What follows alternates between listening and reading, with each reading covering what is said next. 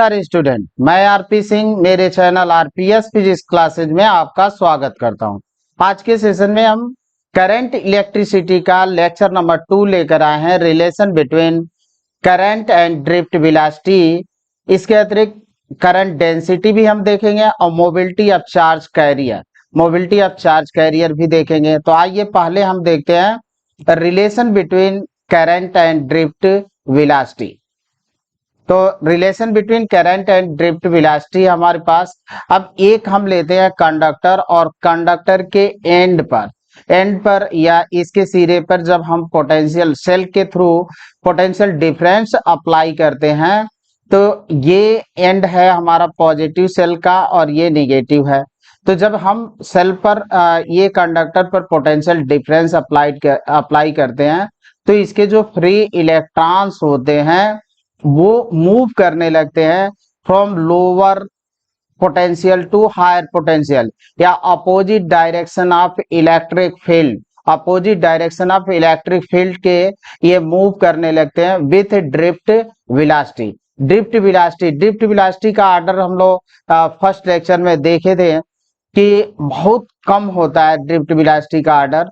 तो ये हमारी ड्रिफ्ट वेलोसिटी है, और ये जब हम पोटेंशियल अप्लाई करते हैं तो जो फ्री इलेक्ट्रॉन्स होते हैं वो लोअर पोटेंशियल से हायर पोटेंशियल की ओर, या ऐसे कहें कि इलेक्ट्रिक फील्ड के अपोजिट डायरेक्शन में मूव करने लगते हैं। अगर हम कंडक्टर पर कोई भी पोटेंशियल अप्लाई नहीं करते हैं तो इसके जो फ्री इलेक्ट्रॉन्स होते हैं थर्मल एजाइटेशन या थर्मल एनर्जी के कारण रैंडमली मूव करते हैं।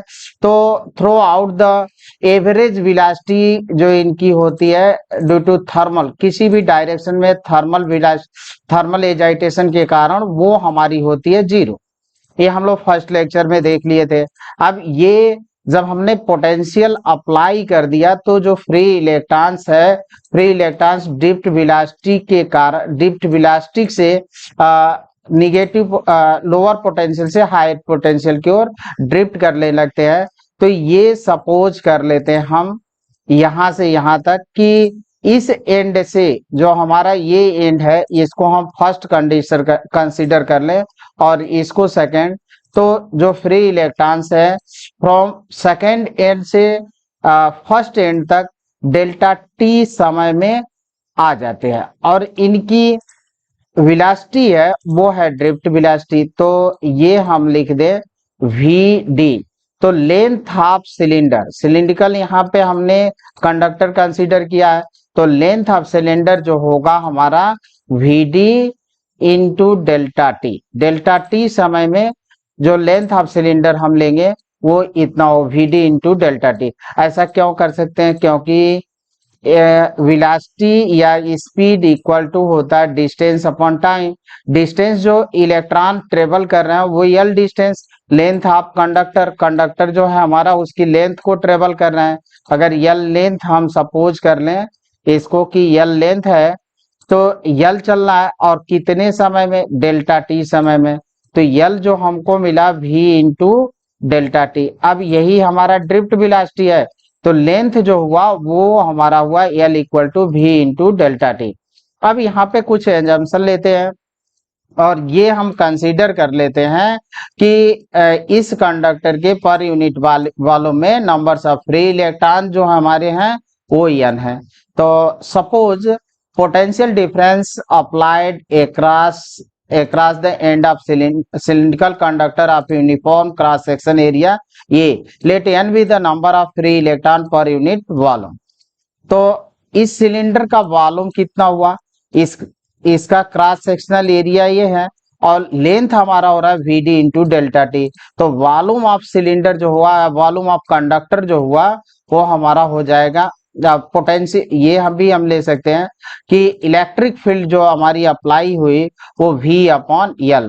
तो इलेक्ट्रिक फील्ड जो यहाँ पे इलेक्ट्रिक फील्ड के कारण ही हमारे जो फ्री इलेक्ट्रॉन्स होते हैं वो लोअर पोटेंशियल से हायर पोटेंशियल की ओर ड्रिफ्ट वेलोसिटी से मूव करते हैं in opposite direction of electric field.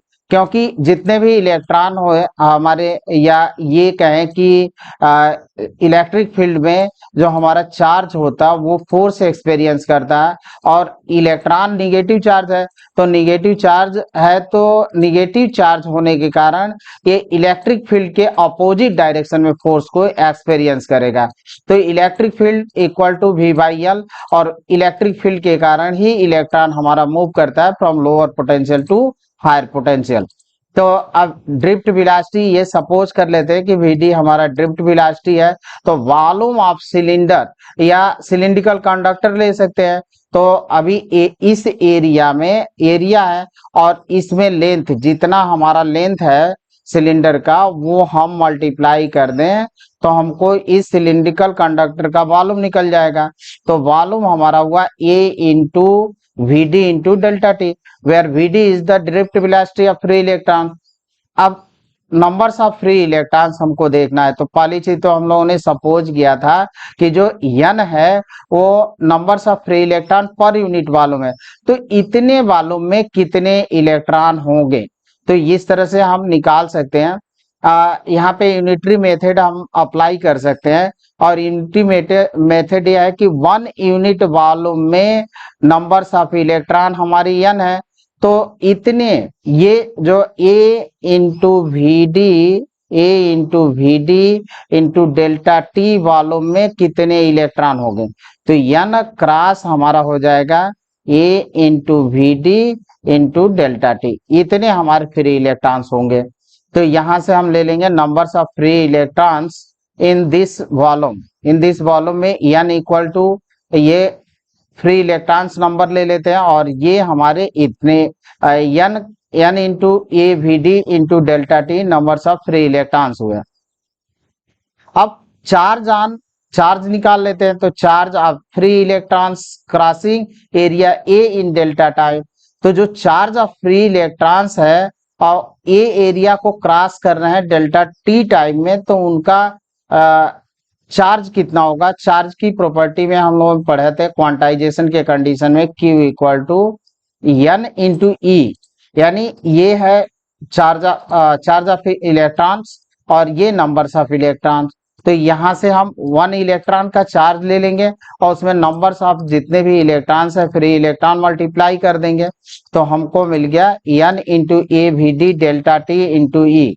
अब इस डेल्टा टी को हम यहाँ से रिप्लेस करके इसके नीचे ले आकर भाग में लगा देते हैं डिवीजन में, तो हमको मिलेगा delta Q upon delta T equal to n E A into delta n E A into V D, और delta Q upon delta T ही हमारा है करंट। तो इसको हम लिख सकते हैं current I equal to n E A V D. काफी इंपॉर्टेंट रिलेशन है स्टूडेंट, इसको काफी बोर्ड एग्जाम में तो अक्सर पूछते हैं, कंपटीशन लेवल पर भी ये रिलेशन काफी इंपॉर्टेंट होता है। अब यहाँ से हम एक एक एक्सप्लेन कर दें कि n हमारा numbers of free electrons per unit volume, E है चार्ज ऑफ फ्री इलेक्ट्रॉन्स, ये है cross sectional area of conductor, and Vd is the drift velocity of free electron. तो ये हमको मिला I equal to n E A V d, एक important relation है, इसका हम यूज करेंगे आगे चलकर। तो अब आते हैं करंट डेंसिटी क्या होती है। तो करंट डेंसिटी जनरली डिफाइंड होती है J equal to I upon A, यानी current flow per unit area, current flow per unit area. But यहाँ पे एरिया जो होती है वो होती है normal to flow of current, ना जिस डायरेक्शन में करंट फ्लो होती है एरिया उसके परपेंडिकुलरली जाती है। तो यहाँ से हम लिखे the current density defined as the current per unit area of cross section of the conductor. तो या I equal to J upon A, I A हो गया। अब ए को आपको कंसेप्ट समझना है कि ये है क्या यहाँ पे, तो J is the vector quantity. यहाँ पे एक कंसेप्ट और भी आपको देखना है कि यहाँ पे I तो हमारी करंट जो होती है वो स्केलर क्वांटिटी होती है, बट जो करंट डेंसिटी है इज द वेक्टर क्वांटिटी, ये वेक्टर होती है, इसका डायरेक्शन भी होगा। I को इसलिए स्केलर मानते हैं कि ये, जैसे यहाँ पे हम देखें कि देखें इस इस लूप में ये ब्रांच है हमारे पास और 3 एम्पियर की करंट फ्लो हो रही है और इस ब्रांच में 4 एम्पियर की करंट फ्लो हो रही है और दोनों यहाँ पे ऐड होगी तो 7 एम्पियर की करंट फ्लो हो रही है। जबकि वेक्टर एडिशन में करंट के मैग्नीट्यूड एंड डायरेक्शन बोथ होते हैं, बट ये हमारा स्केलर क्वांटिटी होता है क्योंकि ये vector addition of triangular rule या पैरेललोग्राम रूल को फॉलो नहीं करती है। अगर ट्रायंगुलर रूल से वेक्टर एडिशन करें और 3 यूनिट और 4 यूनिट को आप ऐड करेंगे तो 5 यूनिट आना चाहिए अकॉर्डिंग टू पाइथागोरस थ्योरम या वेक्टर एडिशन। तो वेक्टर एडिशन से अगर 3 यूनिट और 4 यूनिट को ऐड करेंगे तो 5 यूनिट मिलना चाहिए, बट यहाँ पे 3 एम्पियर और 4 एम्पियर जब ऐड हो रहे हैं तो हमको मिल रहा है 7 एम्पियर। तो जो हमारी करंट है इसका मैग्नीट्यूड भी है एज वेल डायरेक्शन भी है, but does not follow vector addition of triangular rule. ये vector addition of triangular rule को फॉलो नहीं करती है, इसलिए स्केलर क्वांटिटी होती है। और जो हमारा करंट डेंसिटी है इज द वेक्टर क्वांटिटी। आगे चलकर हम ये देखेंगे इसका डायरेक्शन कहाँ हुआ। अब एरिया को आपको यहाँ पे देखना है कि जो हमारी एरिया ली जाती है वो करंट के डायरेक्शन के परपेंडिकुलर होती है, यानी जिस डायरेक्शन में करंट फ्लो हो रही है एरिया उसके परपेंडिकुलर लिया जाता है। तो यहाँ पे हमने कि normal to direction of flow of current, area हमारा होगा normal to direction of flow of current. अब यहाँ पे हम ये सपोज कर लेते हैं कि हमारे पास कंडक्टर है और यहाँ पे करंट फ्लो हो रही है। तो जो एरिया हमारे पास है यहाँ पे डेल्टा ए हमने सपोज किया, जो हमारे पास ये एंड है जहां से हमारी करंट फ्लो हो रही है, तो ये करंट जो होती है इस एरिया के नॉर्मल है। जो एरिया है हमारा, एरिया वेक्टर की बात नहीं हो रही है, एरिया वेक्टर के तो डायरेक्शन में होगा। एरिया वेक्टर का कॉन्सेप्ट हम लोगों ने देखा था कि एरिया वेक्टर का direction normal to the plane, normal to the plane होता है। अगर ये इसका एरिया ये है तो एरिया वेक्टर का डायरेक्शन इस डायरेक्शन में होगा, नॉर्मल टू द प्लेन ऐसे है और इसके ऊपर ऐसे रख दिया हमने। ये प्लेन अगर कंसीडर करते हैं तो इसके ऊपर हम ऐसे रख लेते हैं, तो ये प्लेन के ऊपर ये एरिया वेक्टर का डायरेक्शन होगा। तो यहाँ पे जो हम ले रहे हैं वो एरिया जो ले रहे हैं वो करंट के डायरेक्शन के नॉर्मल है, करंट के डायरेक्शन के नॉर्मल है। तो मीन करंट डेंसिटी कितनी होगी, J equal to delta I upon delta A इस एरिया से। अब इस P पॉइंट पर कितना करंट होगा उसको हम find current density at point P। Point P पर जो करंट डेंसिटी होगा J equal to limit delta T tends to 0 delta I upon delta A, और ये चेंज हो जाता है D I upon D T, इसको इंस्टेंटेनियस भी बोलेंगे। तो D I upon D T हो गया, तो ये हमारा है। लेकिन अगर हमारी करंट यहाँ पे कहें कि if area delta A is not normal to the direction of current and theta is angle between direction of current and normal on area, area यहाँ पे एरिया नॉर्मल है, डेल्टा ए का नॉर्मल, इसमें area पर normal, normal vector की बात नहीं कर रही है, इसमें हमारे पास एंगल अगर थीटा है तो उस कंडीशन में जो हमारी करंट होगी वो कितनी होगी। अब इसका हम अभी हम लोग देखा कि जो हमारा एरिया, एरिया जो हम ले रहे थे वो करंट के डायरेक्शन के नॉर्मल ले रहे थे, परपेंडिकुलर ले रहे थे। तो इस करंट का इसके इस परपेंडिकुलर, इस एरिया का परपेंडिकुलर कंपोनेंट होगा वो होगा डेल्टा ए कास थीटा। तो यहाँ पे हम ले लेंगे डेल्टा ए कास थीटा, ये हमारा हो जाएगा। तो परपेंडिकुलर कंपोनेंट ऑफ एरिया, तो परपेंडिकुलर कंपोनेंट होगा एरिया का डेल्टा ए कास थीटा, क्योंकि कंपोनेंट जब हम ड्रा करते हैं रेजुलेशन ऑफ वेक्टर का पार्ट होता है। तो यहाँ पे सपोज करें कि यहाँ पे अगर आपके पास ए है और इसमें एंगल थीटा मेक हो रहा है, बन रहा है, तो इस पर जो कंपोनेंट होगा वो होगा ए कास थीटा और इस पर कंपोनेंट होगा ए साइन थीटा। तो जिस पर एंगल आपका बनता है वो बेस होता है और बेस के साथ कंपोनेंट हमेशा कास का होता है और परपेंडिकुलर के साथ जो कंपोनेंट होता है वो साइन का होता है। तो ये लॉन्ग, ये करंट के डायरेक्शन में हमको लेना है, तो करंट के डायरेक्शन में जो एरिया का कंपोनेंट होगा वो डेल्टा ए कास थीटा होगा। तो हमें मिलेगा यहाँ से J equal to D I upon D A cos theta. P से जो करंट हमारी फ्लो होगी वो कितनी होगी, J equal to D I upon D A cos theta. अब इसको डी आई को निकालते हैं यहाँ से, तो यहाँ से हम लिख सकते हैं D I equal to J into D A cos theta. अब ये कॉन्सेप्ट हम लोग देख चुके हैं कि जे भी हमारा वेक्टर क्वांटिटी है, वेक्टर है, और एरिया भी वेक्टर होता है, तो डीए भी वेक्टर है, ये भी हमारा वेक्टर है। और जब दोनों वेक्टर है तो ये कॉन्सेप्ट हम लोग देख चुके हैं, vector dot product of vector to vector का होता है ए बी कॉस थीटा। तो इसको हम लिख सकते हैं जे डॉट डी ए। तो इसको हम ये इस तरह से लिख सकते हैं D I equal to J dot D A, क्योंकि A dot B equal to होता है ए बी कास थीटा। तो डी आई हमको मिल गया। अब इसका हम इंटीग्रेशन कर दें तो I equal to integration J dot D A. अब इसको करंट को बोला किया जाता है, देखें फाई इक्वल टू होता है B dot A, phi equal to होता है ई डॉट ए। इसको हम बोलते हैं मैग्नेटिक फ्लक्स, इसको बोलते हैं इलेक्ट्रिक फ्लक्स। तो इलेक्ट्रिक फ्लक्स है। सिमिलर कंडीशन यहाँ पे जे और डी ए। तो इसको हम current is also called flux, current is also called flux of current density. तो करंट डेंसिटी का, करंट को बोलते हैं, current is also called flux of current density, current density का फ्लक्स कहलाता है करंट। तो ये हमारा कॉन्सेप्ट था करंट डेंसिटी का। अब इसके कुछ हम लोग कॉन्सेप्ट और देख लेते हैं। पहली चीज तो यूनिट देख लेते हैं। तो यूनिट है हमारे पास आई अपॉन ए, आई का होता है एम्पियर, ए का होता है मीटर स्क्वायर। तो हम यूनिट लिख सकते हैं एम्पियर पर मीटर स्क्वायर। तो यूनिट हो जाएगा ampere per metre square. Second लेते हैं कि vector quantity direction along the current or electric field, जिस डायरेक्शन में इलेक्ट्रिक फील्ड होती है या जिस डायरेक्शन में करंट होता है उसी डायरेक्शन में along the vector quantity direction along the current, या सॉरी अलोंग द करंट नहीं होगा, यहाँ पे इलेक्ट्रिक फील्ड का डायरेक्शन में आप लीजिए, क्योंकि जो हमारी वेक्टर क्वांटिटी है और डायरेक्शन तो इसका होगा इलेक्ट्रिक फील्ड के डायरेक्शन में।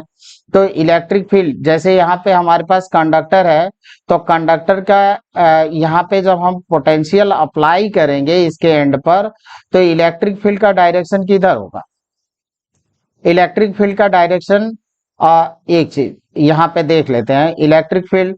तो इलेक्ट्रिक फील्ड जब इस डायरेक्शन में पोटेंशियल या हायर पोटेंशियल है ये, तो करंट भी हमारी इस डायरेक्शन में फ्लो होगी, करंट और इलेक्ट्रिक फील्ड भी हमारा इस डायरेक्शन में है। यानी जिधर इलेक्ट्रॉन चलते हैं उसके अपोजिट डायरेक्शन में करंट हमारी फ्लो होती है। तो इलेक्ट्रॉन हमारे इधर चल रहा है ड्रिफ्ट वेलोसिटी से, निगेटिव पोटेंशियल लोअर पोटेंशियल से हायर पोटेंशियल की तरफ चल रहा है ड्रिफ्ट वेलोसिटी से। तो हमारे करंट चल रही है वो ये डायरेक्शन है इसका higher potential to lower potential.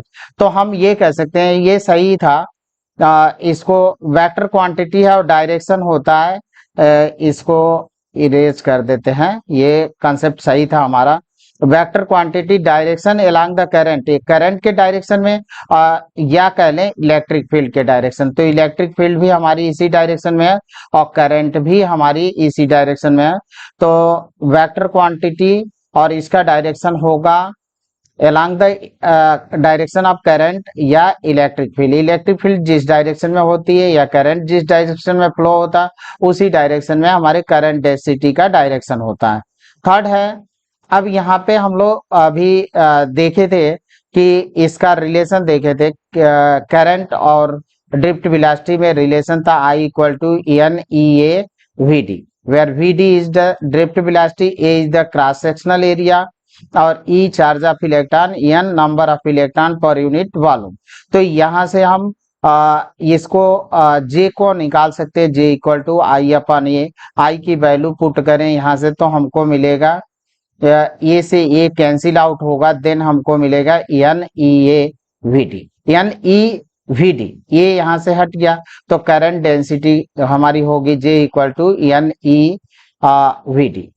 अब वेक्टर के अगर फॉर्मेट में लिखते हैं तो जे हमारा वेक्टर क्वांटिटी, वीडी हमारा vector quantity, N is the constant, E is the constant, तो इसको हम कांस्टेंट को ऐसे रहने दें तो वेक्टर क्वांटिटी के रूप में लिखेंगे तो जे और वीडी।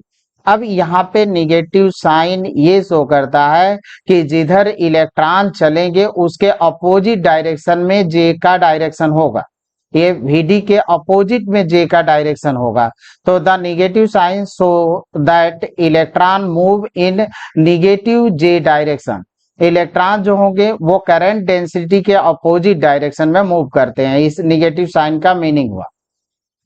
फोर्थ है, if the current is flowing through a wire of non uniform cross section, current remains constant but drift velocity and current density is not constant because both are inversely proportional to the area of cross section।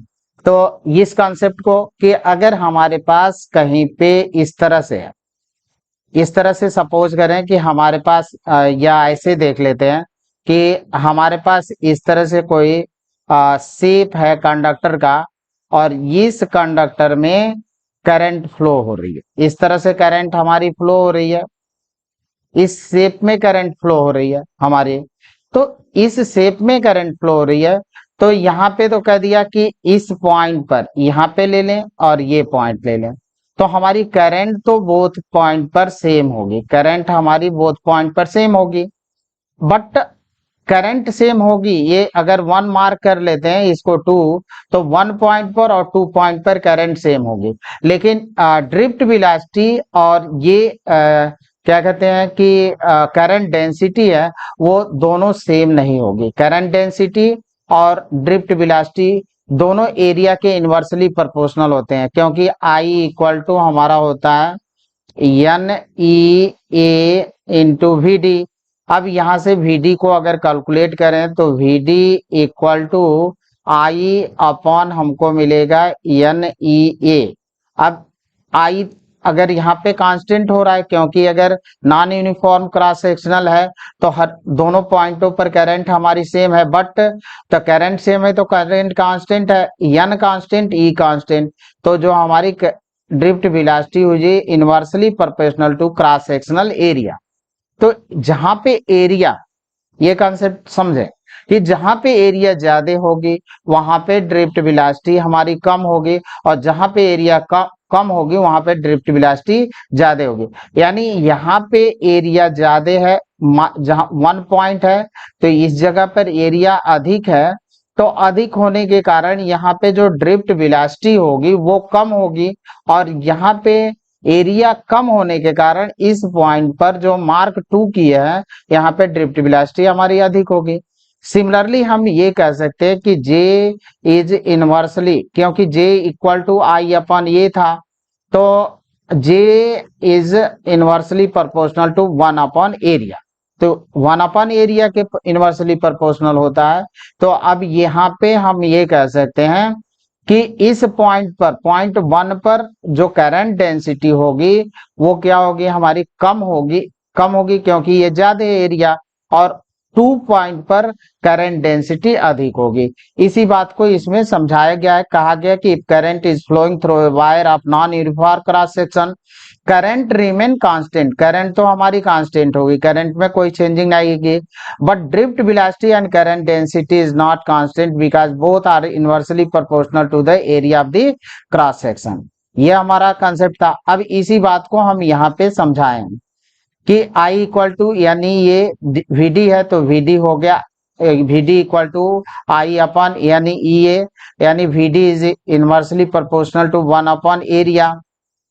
J equal to I upon A, तो J भी हमारा J is inversely proportional to I upon 1 upon A, यहाँ पे 1 लिख लीजिए, यहाँ पे भी 1 है, ये 1 हो जाएगा क्योंकि ये बाकी चीजों को हमको कांस्टेंट कर देना है, तो ये हमको मिला।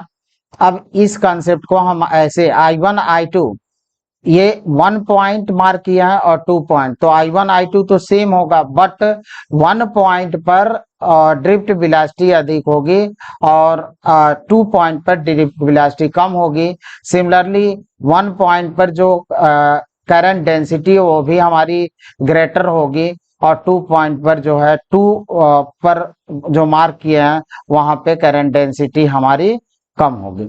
तो ये कॉन्सेप्ट था। अब अनदर कॉन्सेप्ट देखते हैं। फिफ्थ है the current density is a characteristic property of A point inside the conductor, thus it is microscopic quantity.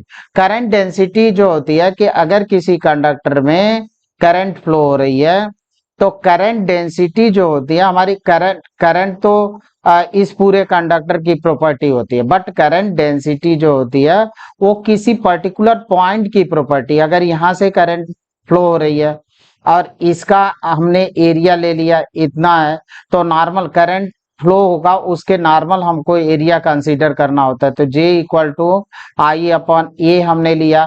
तो इस करंट डेंसिटी जो ये J है इस पर्टिकुलर पॉइंट की प्रॉपर्टी है, न कि पूरे कंडक्टर की। तो इसलिए कह रहे कि the current density is the characteristic property of A point inside the conductor, thus it is a microscopic quantity. ये कह सकते हैं कि ये सूक्ष्म क्वांटिटी है, माइक्रोस्कोपिक क्वांटिटी है।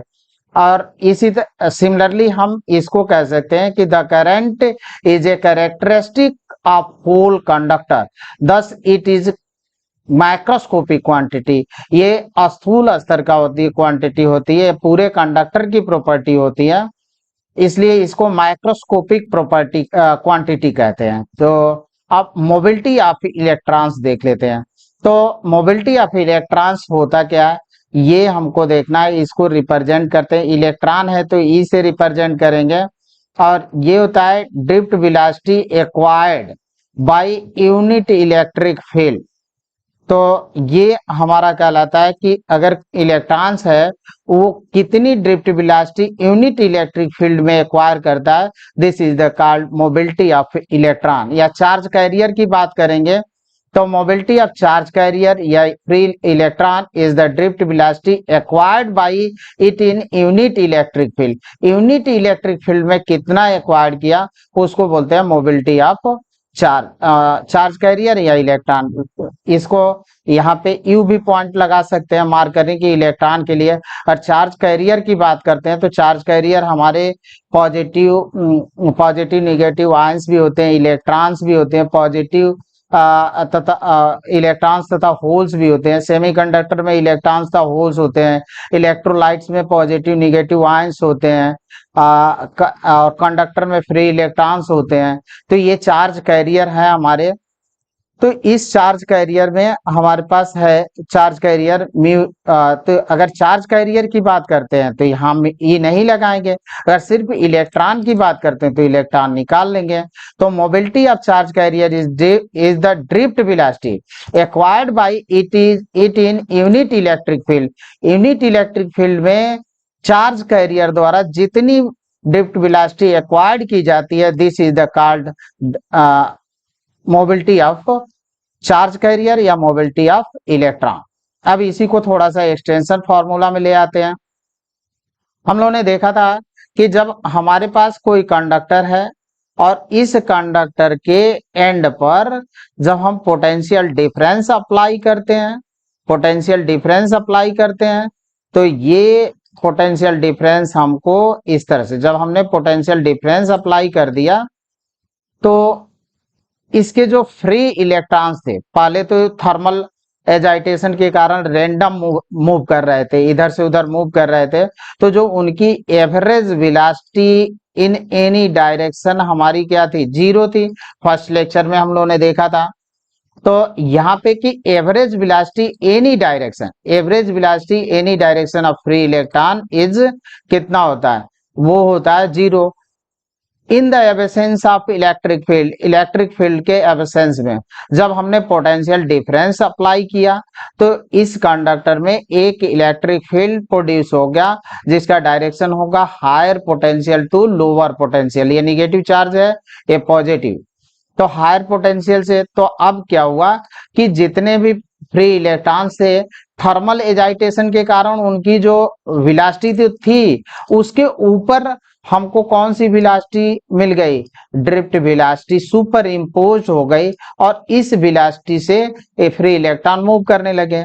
अब यहां से एक इलेक्ट्रॉन चला, तो जब इलेक्ट्रॉन चला तो इस पर इस इलेक्ट्रॉन जब इलेक्ट्रिक फील्ड लगा दिए तो इलेक्ट्रिक फील्ड में जितने भी चार्ज पार्टिकल होते हैं उस पर फोर्स लगता है, फोर्स एक्सपीरियंस करता है। और निगेटिव चार्ज है तो निगेटिव चार्ज फोर्स एक्सपीरियंस करता है in the opposite direction of electric field, और पॉजिटिव चार्ज फोर्स एक्सपीरियंस करता है along the direction of electric field. तो इलेक्ट्रिक फील्ड के डायरेक्शन में नेगेटिव चार्ज जो होता है आपका इस डायरेक्शन में opposite direction of electric field में फोर्स एक्सपीरियंस है। तो जहां पे फोर्स है वहां पे एसिलेशन है। ये according to Newton second law कहता है कि जहां फोर्स है वहां पे एसिलेशन है। बट ये एसिलेशन जो होता है, जो हमारा फ्री इलेक्ट्रॉन है वो बहुत अधिक समय तक के लिए एसिलेट नहीं हो पाता, क्योंकि इसमें बहुत सारे हैवी फिक्स्ड पॉजिटिव आयंस है, हैवी फिक्स्ड पॉजिटिव आयन। तो इलेक्ट्रॉन चला, उससे क्या हुआ कि इसने कोलिजन किया और कोलिजन के बाद इसका एसिलेशन हो गया 0। फिर ये अगेन फिर दूसरे डायरेक्शन में या फिर जो होता है कि चला और एसिलेशन किया, तो दो सक्सेसिव कोलिजन के बीच में ही इलेक्ट्रॉन एसिलेशन एक्वायर कर पाता है, अदरवाइज फिर इसका एसिलेशन 0 होता है। फिर ये हैवी फिक्स्ड पॉजिटिव आयन से कोलिजन करता है, फिर जो होता है अपने एसिलेशन को खो देता है। तो जो हमारी ड्रिफ्ट वेलोसिटी होती है वो होती है a into tau, where tau is the relaxation time कहलाता है। Average time between two successive collision के बीच का एवरेज टाइम होता है, इसको हम बोलते हैं ड्रिफ्ट वेलोसिटी। तो ये हमारा ड्रिफ्ट वेलोसिटी हो गया। एसिलेशन है तो एसिलेशन कितना होता है, a equal to F upon M, और जो फोर्स लगा वो कितना था, E और कैपिटल E अपॉन एम। तो हम E की जगह पर इस फोर्स को रख देंगे और फोर्स को हम रख लेते हैं, तो फिर हमको मिलेगा A equal to F upon M, E upon M हो जाएगा। फिर V D equal to E upon M into tau, ये हमको मिला। अब ये यहाँ पे ए की वैल्यू रखते हो, ड्रिफ्ट वेलोसिटी हमको मिल गई इतनी ई अपॉन एम। अब जरा हम आते हैं उस पर जो हम लोग को मोबिलिटी फाइंड करनी है। तो इस ई को हमने क्या किया, इसके नीचे ले आकर डिवाइड कर दिया, तो हमको मिल गया V D upon E equal to E tau upon M. यही तो हमारा मोबिलिटी ऑफ चार्ज कैरियर है, तो इसी को हम लिख देंगे ई टाउ अपॉन एम। हमारी मोबिलिटी जो हुई वो हो गई ई टाउ अपॉन एम। तो ये मोबिलिटी मिला। अगेन इस सूत्र को हम थोड़ा सा एक्सपेंड करते हैं, वी डी इक्वल टू हम लिख सकते हैं म्यू इंटू ई भी लिख सकते हैं। Then mu equal to V D upon E, ये हो जाएगा current density J equal to N E V D होता है। तो यहाँ से अगर वी डी को हम कैलकुलेट करें तो हमको मिलेगा जे अपॉन एन ई, और जे अपॉन एन ई तो वी डी की वैल्यू रख दें यहाँ पे तो हमको मिलेगा, अभी एन ई रेसिप्रोकल होके नीचे आ जाएगा, तो mu equal to J upon N E इतना हुआ। तो हमको कई फॉर्मूले मिले मोबिलिटी ऑफ चार्ज कैरियर का। एक फार्मूला तो जे अपॉन एन ई है, दूसरा फार्मूला जो हम लोगों को मिला था ये मिला था V D equal to sorry mu equal to ये था वी डी अपॉन ई, और एक फार्मूला हम लोग डिराइव किए थे वो था E tau upon M, where tau is the relaxation time बोलते हैं, और ये होता है average time between two successive collision. यानी यहाँ पे एक हैवी फिक्स पॉजिटिव आयन है और यहाँ पे हैवी, तो इनके बहुत सारे हैवी पॉजिटिव फिक्स आयन होते हैं। इलेक्ट्रॉन चला तो इसमें टाउ 1 टाइम लिया, इससे यहाँ से चला और इससे टकरा गया, फिर यहाँ से यहाँ पे आया टकराया इससे, तो इसमें टाउ 2 लगा, फिर इधर चला तो इससे टाउ 3। तो जो टाइम रिलैक्सेशन टाइम होता है जितने होते हैं वो उनका average time between two successive collision, यहाँ पे हमने ले लिया टाउ एन और ये हो गया एन, तो ये हमारा होता है successive collision. Thank you student, अगर वीडियो अच्छी लगी होगा तो लाइक करें, कमेंट करें और मेरे चैनल को सब्सक्राइब भी करें और शेयर भी करें। धन्यवाद।